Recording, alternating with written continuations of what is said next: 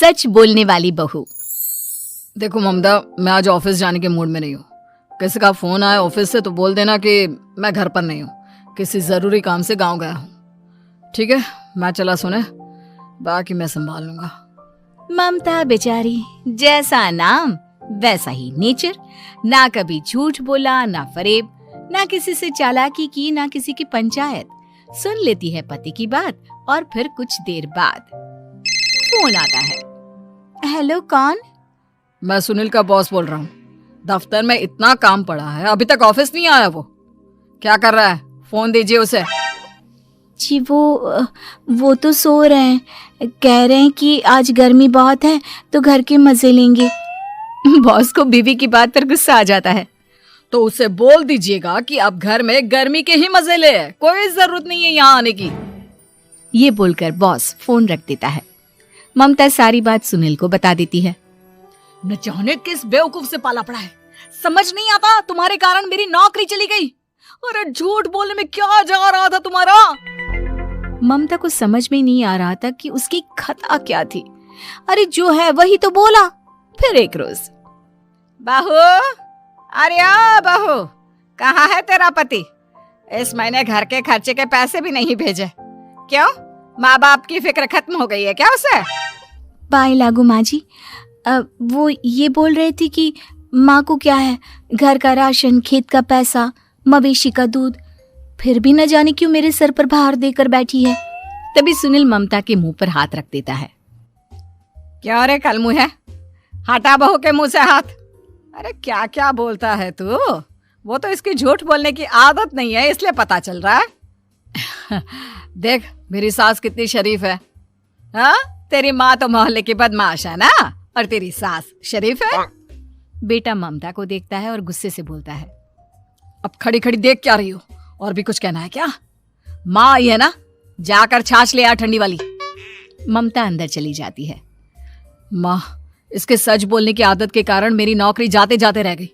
वो तो मैंने अगले दिन जाकर पैर पकड़ लिए मालिक के, नहीं तो।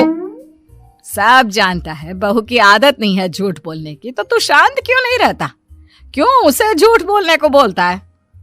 फिर एक रोज, बहू, जा अपनी पड़ोसन के पास और उससे बोल कि वो लाल वाली साड़ी जो उसने नए साल की पार्टी में पहनी थी, तुझे वो चाहिए। ना माँ जी, मुझे नहीं चाहिए। वैसे भी कल जिस शादी में जाना है ना, वहाँ के लिए तो मेरे पास काली साड़ी है। सास सर पर हाथ रखकर, अरे बुद्धू, मुझे चाहिए साड़ी। वैसे भी तुम लोगों में तो साड़ी का लेन देन चलता है ना, तेरी भी तो उसने पहनी थी ना। हाँ माँ जी, वो क्या है ना, हम दोनों के कपड़े एक दूसरे को आ जाते हैं। मैं ले आती हूँ आपके लिए साड़ी। बहू पड़ोसन के पास जाती है। कैसी हो निर्मला, तेरी लाल साड़ी चाहिए थी। क्यों? तू तो बोल रही थी कि तेरे पास काली वाली साड़ी है, तू वही पहनेगी, फिर लाल का क्या करेगी? अरे मैं तो काली ही पहनूंगी, लेकिन मेरी सास ने देखी थी तेरी लाल साड़ी, वो नए साल की पार्टी में तूने पहनी थी ना, तो इसलिए वो मांग रही है। ये सुनकर पड़ोसन थोड़ा परेशान हो जाती है। देख ममता, तेरे लिए तो मैं एक बार को साड़ी दे भी देती, लेकिन तेरी सास के लिए नहीं। वो क्या है ना, तू तो जानती है कितनी गंदी आदत है तेरी सास की। खाया पिया सब कपड़े पर ही पोंछ देती है। मेरी लाल साड़ी बहुत महंगी वाली है, पता चले उस पर हल्दी तेल का निशान लगा हो। ममता घर आ जाती है खाली हाथ।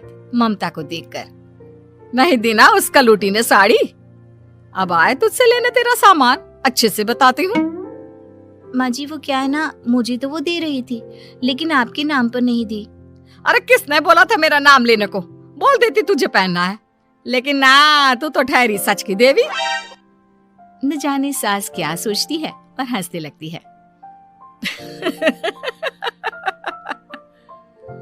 अरे माँ, क्या हो गया? क्या सोचकर हंस रही है?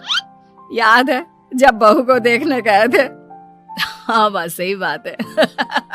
याद आ गया कैसे मेरी सास बाजार के खाने को बोल रही थी कि ममता ने बनाया है। और बहू ने आकर सब बता दिया कि ये सारा खाना तो बाजार से आया है, वो भी कल्लू हलवाई की दुकान से। ममता दोनों की बात सुन रही थी। हाँ माँ जी, वो कल्लू हलवाई का ही था। मुझे तो आज तक पता नहीं चला कि माँ ने क्यों कहा कि मैंने बनाया है। खैर, मैं तैयार होती हूँ, शादी में जाना है ना।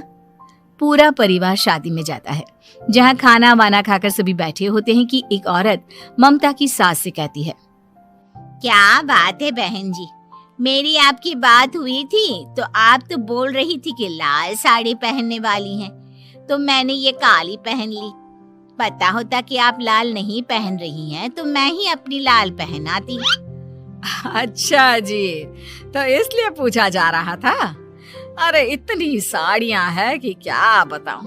मैंने सोचा तो था, पर ये सामने दिख गई तो यही पहन लिया।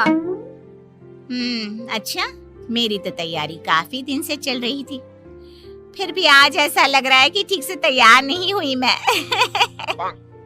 तभी आ जाती है हमारी सच्ची बहू, ममता बहू। आंटी जी, वो क्या है ना, पड़ोसन की लाल साड़ी माँ जी को पहननी थी, लेकिन आप तो जानती है माँ जी की आदत, सारा खाया पिया कपड़ों पर ही पोंछ देती है, तो उसने साड़ी देने से ना ऐन वक्त पर मना कर दिया, तो अब इन्होंने ना मेरी साड़ी पहनी है। औरत ममता की सास को घूरती है, अरे मांग कर ही साड़ी पहननी थी क्या?